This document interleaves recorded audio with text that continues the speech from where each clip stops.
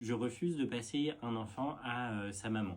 Je comprends tous les commentaires qui disent que c'est abusé, mais effectivement, on a un fonctionnement sur le centre dont tous les parents sont au courant en amont.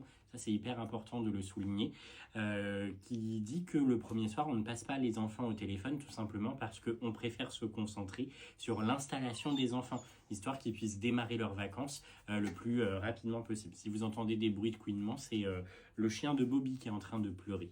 Donc oui, je refuse gentiment de passer une fille à sa maman.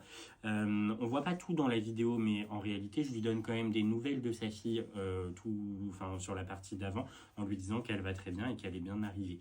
D'ailleurs, l'association a mis en place un fonctionnement qui fait que quand les enfants arrivent sur le centre, les parents reçoivent un message disant que tout le monde est bien arrivé et tout s'est bien passé.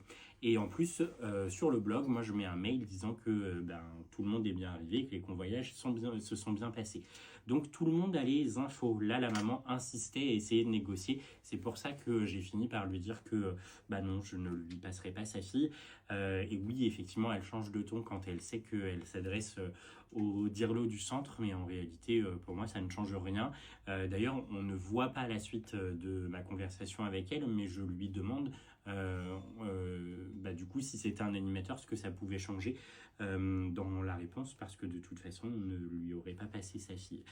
C'est pas de la rétention d'informations, c'est vraiment une volonté de faire démarrer le séjour au plus vite pour que ensuite on puisse réellement passer des bonnes vacances. Les appels sur le centre sont autorisés de 18h à 20h. Faut savoir que là, quand on a les enfants, c'est la fin de tout le processus. Une colo, ça se prépare en amont.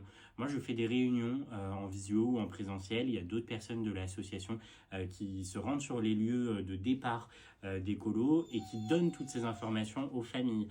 Donc, elles ont vraiment toutes les informations.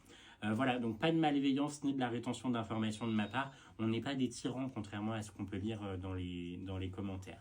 Voilà, bonne soirée à tous.